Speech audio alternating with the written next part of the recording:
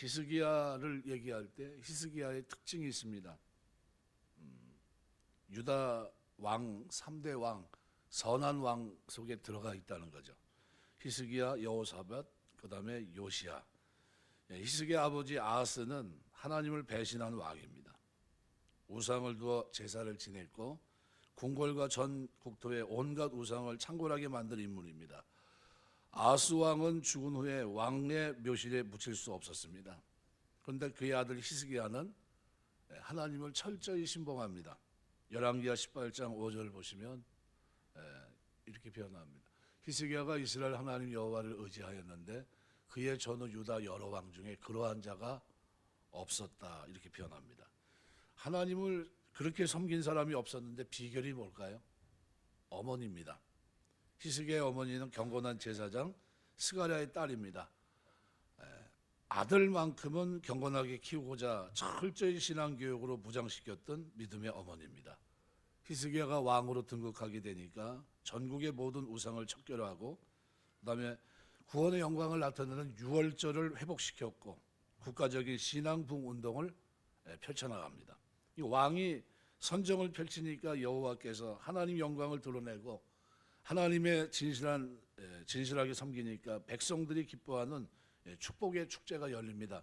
그래서 이 똑같은 장면을 기록한 역대하 30장에 보면 26절 27절에 이렇게 표현합니다.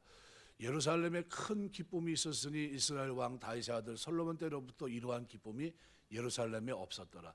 그때 제사장들과 레위 사람들이 일어나서 백성을 위하여 축복하였으니 그 소리가 하늘에 들리고 그 기도가 여호와의 거룩한 처소 하늘에 이르렀도다. 하나님을 사모했고 말씀을 따라 선정을 펼쳤고 백성들의 마음 한 마음으로 하나님을 섬기고 여호와의 전 앞에 영혼의 기쁨을 누리도록 인도했던 믿음의 사람, 이 사람이 누구냐 하면 바로 히스기야입니다. 그래서 역대하 31장 20절 21절에 보면 이렇게 표현해. 히스기야가 온 유다에 이같이 행하되 그의 하나님 여호와 보시기에 선과 정의와 진실함으로 행하였으니 그가 행하는 모든 일 곧 하나님의 전에 수종드는 일이나 율법에나 계명이나 그의 하나님을 찾고 한 마음으로 행하여 형통하였더라. 살아가면서 하나님 철저히 신뢰하는 여러분 되시길 주의 이름으로 축원합니다. 신명기 오늘 이제 쭉 하면서 6장을 지나가는데요. 쉐마입니다. 신명기 쉐마 들으라. 뭘 들어야 되냐 하면 하나님 사랑하는 거 가르치는 거 들으라는 겁니다. 반드시 사랑하게 가르쳐야 된다는 거예요. 부모도 그렇게 하지만 자녀들이 그렇게 갈 수 있도록 어떻게 해요? 어려서부터 가르치라, 그 얘기입니다. 그러니까 오직 하나님은 한 분이시다. 유일신 여호와 하나님 한 분을 섬기는데 그 하나님을 사랑할 수 있도록 가르치라는 거예요. 살아가면서 우리 자녀들을 하나님 사랑하는 자녀로 가르치게 되시길 주의 이름으로 축원합니다. 또 히스기야는 이렇게 철저히 하나님을 섬겼고 두 번째는 전능자 하나님께 자신을 의탁하는 믿음의 소유자입니다. 그냥 형통했던 사람이 아닙니다. 이유가 있는 사람이에요. 히스기야 왕은 신앙 부흥의 운동을 일으킨 후에 아수르 공격으로 국가적 위기를 맞게 됩니다. 역대하 32장 1절 보시면 이 모든 충성된 일을 한 후에 아수르 왕 사네립이 유다에 들어와 견고한 성읍들을 향하여 진을 치고 쳐서 점령하고자 한기라. 아수르는 북방의 모든 성읍을 점령했고 이제 예루살렘까지 쳐들어올 기세입니다. 하나님께 충성을 다했던 히스기야에게는 이거는 뭡니까? 사실 날벼락입니다. 내가 이렇게 유월절도 지키고 우상도 제거하고 하나님을 진실하게 섬겼는데, 그런데 이렇게 충성을 다했는데 이런 어려움이 오면 어떻게 합니까? 뭔가 항변할 수 있는데 그러지 않습니다. 그 믿음은 변함이 없어요. 위기 속에서 하나님께 나아가 자신의 인생과 나라를 맡기고 전적으로 하나님을 의지하고 있습니다. 오직 하나님만 의뢰합니다. 하나님께 충성했음에도 자기 뜻대로 일이 풀리지 않았다고 해서 원망하거나 환경을 탓하거나 불평하지 않았습니다. 오직 전능한 하나님을 전적으로 의지할 것을 강력하게 요구하고 또 그렇게 살아갔던 사람이에요. 그래서 역대하 32장 7절 8절은 이렇게 표현합니다. 너희는 마음을 강하게 하고 담대히 하고 아수르 왕과 그를 따르는 온 무리로 말미암아 두려워하지 말며 놀라지 말라. 우리와 함께 하시는 이가 그와 함께하는 저보다 크니 그와 함께하는 자는 육신의 팔이요 우리와 함께 하시는 이는 우리 하나님 여호와시라. 반드시 우리를 도우시고 우리를 대신하여 싸우시리라 하며 백성이 유다 왕 히스기야의 말로 말미암아 안심하니라. 히스기야는 위기에서도 흔들림이 없었어요. 우리 욥이라고 한다면 위기를 경험하지 않습니까? 그런데 흔들리지 않아요. 신앙은 흔들리지 않는 겁니다. 전 예배소 말씀 6장 마지막 절을 굉장히 좋아해요. 우리 주 예수 그리스도를 변함없이 사랑하는 모든 자에게 은혜가 있을지어다요. 우리 하나님 섬길 때 변하지 않고 섬기게 되시길 주의 이름으로 축원합니다. 변함없어요. 힘들 때나 어려울 때나 이해가 되지 않는 그때에도 변하지 말아야 돼요. 그에게 뭐가 있습니까? 은혜가 있다는 거예요. 그에게 하나님의 은혜는 변함이 없어요. 히스기야는 전능자 하나님을 알았고 전적으로 힘있게 의지했고 백성들에게 하나님을 의지할 것을 촉구합니다. 용기 있는 외침이었고 그 시대로 본다면 위대한 설교였습니다. 지도자의 확신 있는 외침 앞에 백성들이 안심을 합니다. 광야 같은 세상에서 전능하신 하나님을 온전히 의지하고 나아간다면 악한 세력이 우리를 덮친다 할지라도 두려워할 이유가 없는 겁니다. 히스기야는 그 정도에서 그치지 않습니다. 그 믿음은 책임을 다하는 믿음이었어요. 국가적인 위기 속에 하나님을 전적으로 의지합니다. 이러한 신앙을 가질 때 나타나는 잘못된 현상 가운데 하나는 뭐냐면요, 하나님의 절대 주권을 믿으니까 나는 가만히 있고 하나님만 일하게 하시는 겁니다. 나는 그냥 가만히 있어도 되겠지, 자기 일에 충성하지 않는 겁니다. 히스기야는 전적으로 하나님 의지했을 뿐만 아니라 자기가 할 일을 단계적으로 한 가지씩 진행시키는 장면을 성경이 기록합니다. 방백과 용사들과 의논해서 성 밖에 있는 모든 물의 근원을 막습니다. 역대하 32장 8절에 보시면 그와 함께 있는 자는 육신의 발이요 우리와 함께 하시는 이는 우리의 하나님 여호와시라. 반드시 우리를 도우시고 우리를 대신해 싸우시리라 하면서 전진해 나갑니다. 왕은 모든 무너진 성벽을 재건하고 망대를 높이 올리고 성읍을 견고하게 쌓았고요, 적군을 무찌를 수 있는 무기와 방패를 만들고 또한 암벽을 뚫고 높이 2m, 폭이 70cm에서 1m 되는 길이 57cm에 대한 어떤 거대한 수로 공사를 진행합니다. 굉장히 어려운 거죠. 예루살렘 성 안에 물을 끌어들여 성민들이 장기간 버틸 수 있도록 준비를 합니다. 적군이 예루살렘을 봉쇄할 경우 900m의 정상에 있는 백성이 물을 마실 수가 없는데, 그래서 성 밖에 있는 기온 샘물을 끌어들이기 위해서 570m나 되는 수로를 팝니다. 이 수로는 나중에 1886년 독일의 탐험가 곤레트 시트라는 사람에 의해서 히스기야의 수로 실체가 드러납니다. 학자들이 깜짝 놀랍니다. 대부분의 학자들은 당시 건축 기술이 발달하지 않았기 때문에 고지대인 예루살렘으로 물을 끌어들이는 수로 공사는 불가능하다 생각했던 겁니다. 그래서 곤레드가 수로를 발굴했을 때 성경 기록을 믿지 않았던 모든 학자들이 깜짝 놀란 겁니다. 아, 이게 진짜구나. 히스기야 왕은 사내립의 공격 앞에서 최선을 다합니다. 백성을 향한 헌신을 보여줍니다. 하나님 앞에 잠잠히 기도하라 하면 멈추고 기도해야 되겠지만 하나님께서 행동을 명하시면 570m나 되는 엄청난 수로를 만들어내는 것, 이것이 믿음입니다. 하나님 영광을 위해서 내 인생에 최선을 드리는 사람이 성도입니다. 히스기야는 전적으로 하나님을 의지했을 뿐만 아니라 생애 전체를 들여 수로를 만들고 예루살렘 성민을 보호했고 하나님 영광을 드러냅니다. 뿐만 아니라 히스기야는 사내립의 침공 앞에서도 하나님을 향해서 간절히 부르짖고 기도합니다. 역대하 32장 20절의 기록입니다. 이러므로 히스기야 왕이 아모스 아들 선지자 이사야와 더불어 하늘을 향하여 부르짖어 기도했다. 그러니까 자기가 육신으로 해야 될 일도 하고 영적으로 하나님 앞에 해야 될 일도 다 했던 겁니다. 자신이 전능자 하나님을 향해서 간절히 기도했고 그 시대 위대한 선지자 이사야를 불러 손을 맞잡고 하나님 앞에 부르짖어 기도합니다. 국가적 재난 앞에서 굵은 베옷을 입고 하나님 앞에 옷을 찢으며 여호와의 전에 들어가 울부짖어 기도합니다. 이에 하나님께서 응답해 주십니다. 이게 열왕기하 19장 20절 보면 아모스의 아들 이사야 히스기야에게 보내어 이르되 이스라엘 하나님 여호와의 말씀이 내가 아수르 왕 사내립 때문에 내게 기도하는 것을 내가 들었노라 하셨나이다. 히스기야는 선지자로부터 자신이 병들어 죽게 된다는 또 통보를 받게 돼요. 그대로 죽을 수가 없습니다. 국력은 약하고 자신의 왕권을 이을 아들조차 없는 가운데 적군이 쳐들어오고 있습니다. 아주 위기입니다. 자신의 처지를 생각하며 간절히 기도합니다. 잠도 안 자고 기도했고 낭떠러지 앞에서 전적으로 하나님의 도움을 구한 마음으로 간절히 구합니다. 낯을 벽으로 향하고 한 번 더 기회를 주시기를 통곡하면서 하나님 앞에 기도해요. 두 번째 응답을 받게 됐는데 그 모습이 열왕기하 20장 1절, 5절, 6절입니다. 그때 히스기야 병들어 죽게 되므로 아모스야의 선자 이사야 그에게 나와 그에게 이르되 여호와의 말씀이 너는 집을 정리하라. 내가 죽고 살지 못하리라 하셨나이다. 너는 돌아가서 내 백성 주권자 히스기야에게 이르기를 왕의 조상 다윗의 하나님 여호와의 말씀이 내가 내 기도를 들었고 내 눈물을 보았노라. 내가 너를 낫게 하리니 내가 3일 안에 여호와의 성전에 올라가겠고 6절 내가 내 날에 15년을 더할 것이며 내가 너와 이 성을 아수르 왕의 손에서 구원하고 내가 나를 위해 내 종 다윗을 위함으로 이 성을 보호하리라 하셨더라.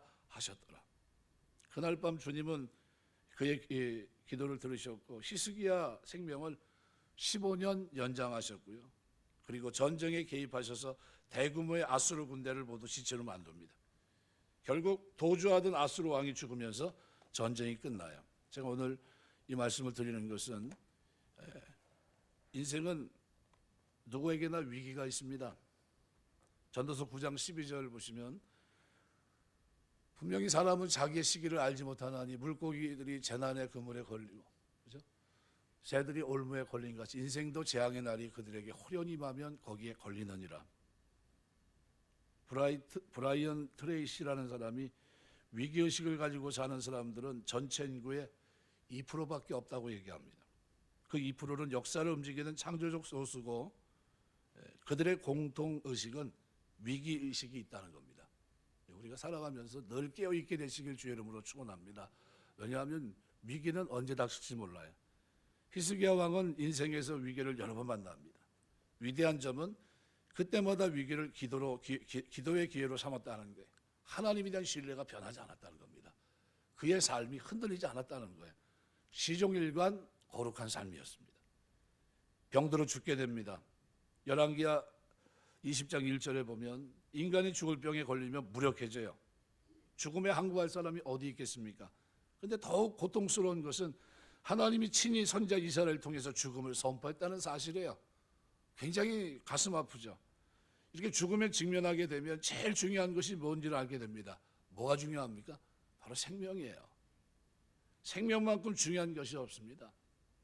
잠언 22장 4절 말씀대로 겸손과 여호와를 경외함의 보험은 재물과 영광과 생명이니라. 생명입니다. 그런데 이 생명에 대해서 히스기야는 생존을 위해 목숨을 건 기도를 하나님 앞에 드리게 되었고 그 결과가 좋습니다. 병을 고쳐주셨고 생명을 15년이나 연장해 주셨고요. 그리고 위기 때마다 하나님의 은혜를 입습니다. 왜 어떻게 히스기야처럼 우리가 위기 때 이런 은혜를 입을 수 있을까? 첫 번째는 위기 때를 위해서 늘 평소에 좋은 습관이 있어야 돼요. 우리 예수님은 이 땅에 오셔서 기도하실 필요도 없어 보이는데 습관을 쫓아 기도하시는 기도의 습관이 있었어요. 새벽 시간에도 철야할 때도 늘 어떻게 해요? 마지막 십자가 지시기 전에도 늘 기도하던 그 자리였습니다. 우리 신앙생활하면서 여러분 기도의 자리에 늘 있게 되시길 주의 이름으로 축원합니다. 평소에 기도 습관이 되어 있지 않으면요 위기 때 기도한다는 보장이 없어요. 위기 때 천방지축으로 날뜁니다. 하나님이 어디인지 잘 모르겠고요. 해볼 대로 다 해봅니다. 열왕기하 18장 5절 6절 보면 히스기야가 이스라엘 하나님 여호와를 의지하였는데 그 전후 유다 여러 왕 중에 그러한 자가 없었으니 곧 그가 여호와께 연합하여 그에게서 떠나지 아니하고 여호와께서 모세에게 명령하신 계명을 지켰더라. 어떤 사람입니까? 하나님 말씀을 붙잡고 사는 사람이에요. 히스기야는 아수르 왕의 공격을 기도로 해결하기로 작정하고 하나님의 전에 나가 기도합니다. 열왕기하 19장 14절 16절까지 말씀이에요. 하나님 앞에 나간 편지를 받고 성전에 올라가 그 편지를 여호와 앞에 펴놓고 기도하고 그들을 위해서 이스라엘 하나님 여호와의 주는 천하 만국의 홀로 하나님이시라. 주께서 천지를 만드셨나이다. 여호와의 귀를 기울여 들으소서. 여호와의 눈을 떠서 보시옵소서. 하나님이 살아계신 하나님을 비방하러 보낸 말을 들으시옵소서.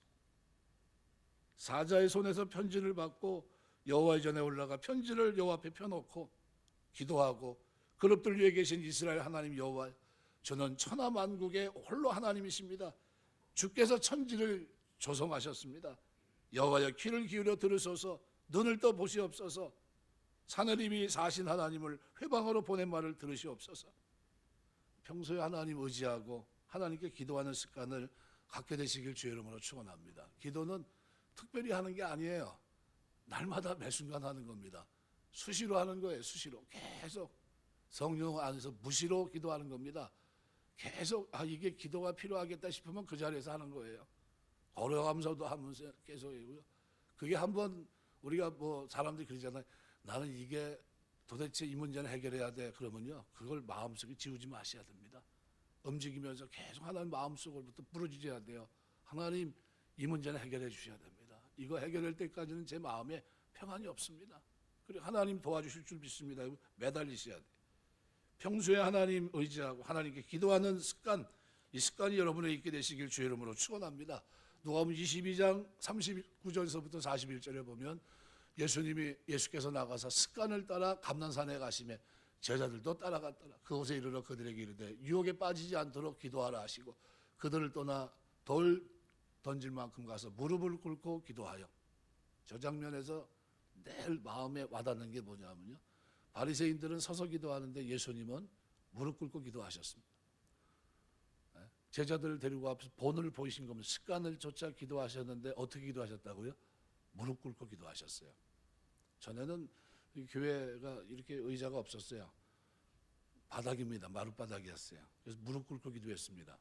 무릎 꿇고 2시간씩 3시간씩 기도하면 무릎이 아프죠. 다리를 피지도 못할 정도로 그렇게 했었는데 요즘은 좀 편하게 앉아서 기도합니다.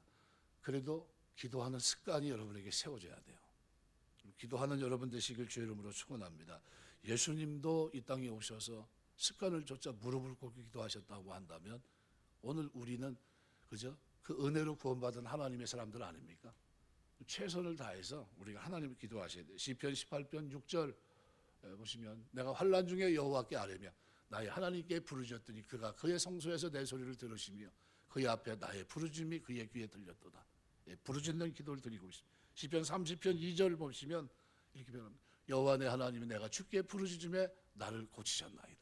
여러분 때로 어려울 때 그때 하나님 앞에 위기 때 기도하는 평상시의 습관대로 기도할 수 있는 여러분 되시길 주의 이름으로 축원합니다. 그때 제대로 기도하는 거예요. 그때 폼이 잡혀야 돼요. 운동은요, 탁구나 테니스 똑같습니다. 가면 뭐부터 시킵니까? 폼부터 배웁니다. 폼이 뭐예요? 폼이 습관처럼 움직이게 하는 겁니다. 폼이 습관처럼 몸이 움직여져야 돼요. 그래야 원하는 스매싱을 할 수 있어요. 원하는 대로 칠 수 있는 겁니다. 그게 습관이. 기도는 어떻게 해요? 기도도 마찬가지입니다. 기도도 습관이 돼야 돼요. 두 번째로 위기의 때를 위해서 우리가 해야 될 것이 있는데 그것이 뭐냐면 바르게 사셔야 됩니다. 선한 행실의 씨앗을 많이 심게 되시길 주의 이름으로 축원합니다. 열왕기하 20장 3절에 보면 이렇게 표현합니다. 여호와여 구하오니 내가 진실과 전심으로 주 앞에 행하며 주께서 보시기에 선하게 행한 것을 기억하옵소서 하고 히스기야가 심히 통곡했다.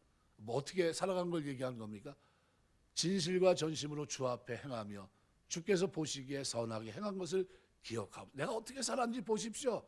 주의 규례와 법도를 따라 율례의 법도를 따라 내가 살아가지 않았습니까? 하면서 어떻게 해요?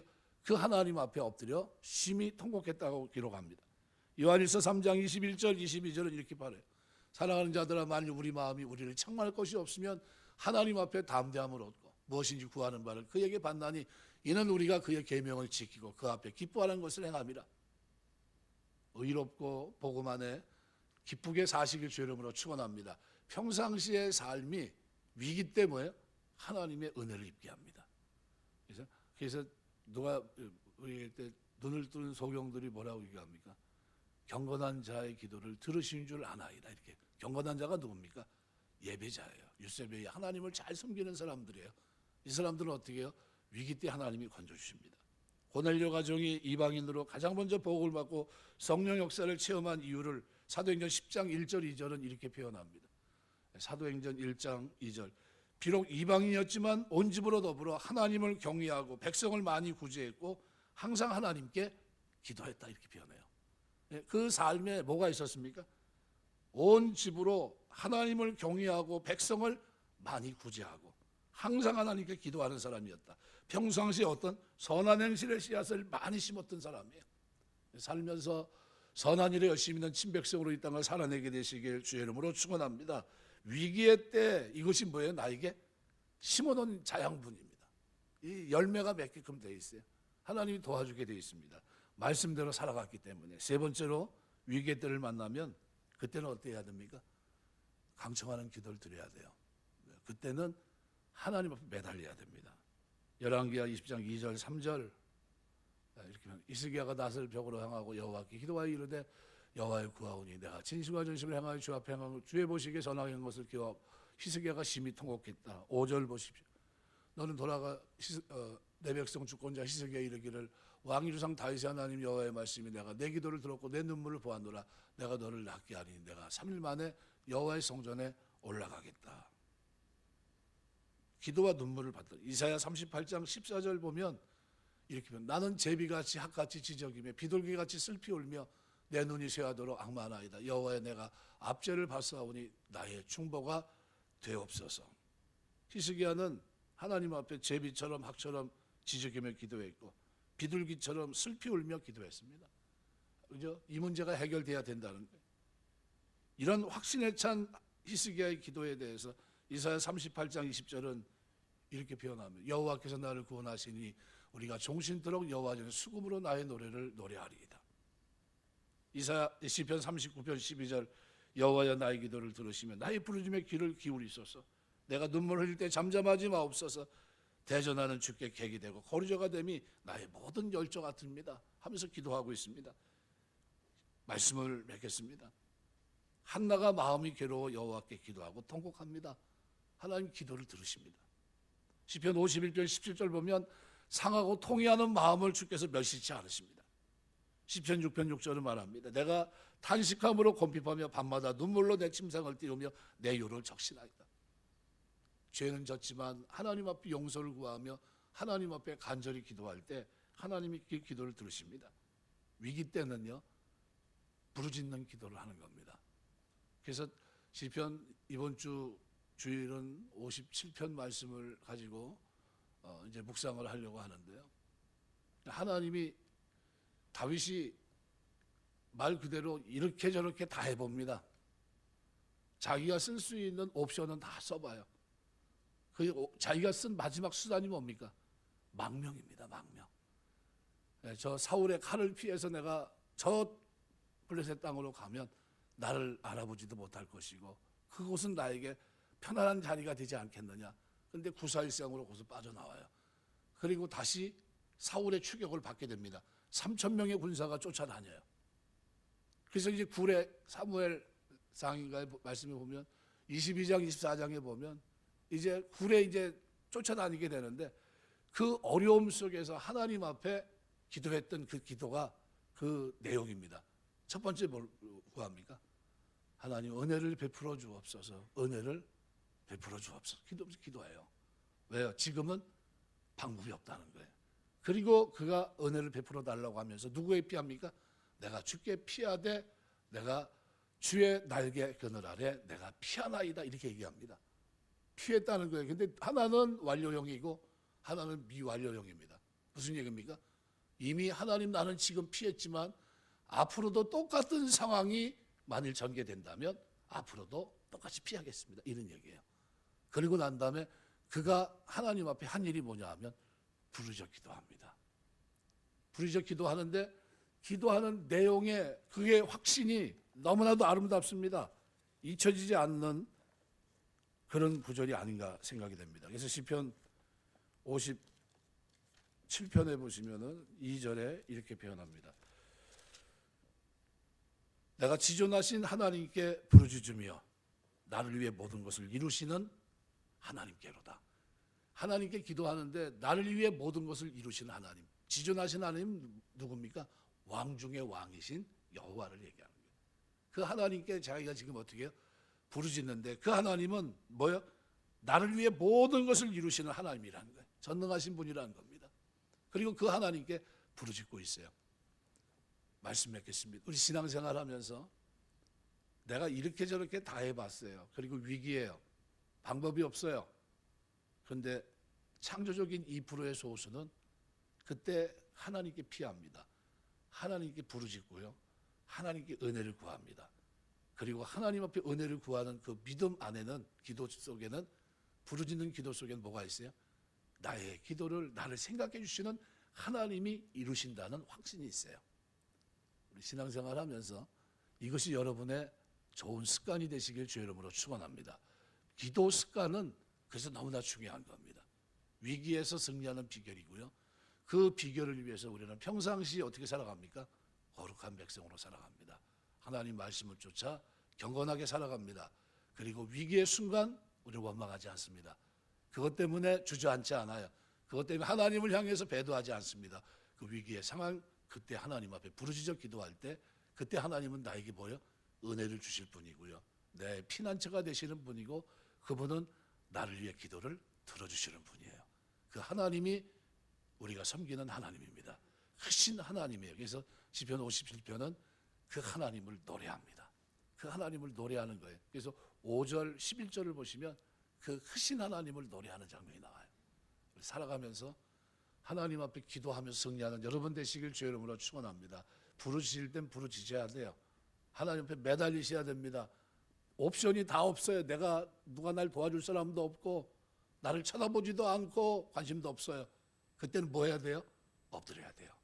엎드려서 어떻게 하면 평상시 하던 대로, 기도하던 대로 강하게도 기도하면서 하나님을 더 신뢰하면서 나를 위해 내 기도를 응답하시는 그 하나님 앞에 엎드려서 어떻게 해요?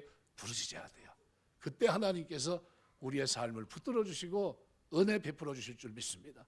저와 여러분의 삶 속에 이런 은혜와 복이 넘치게 되시길 주의 이름으로 축원합니다. 기도하겠습니다.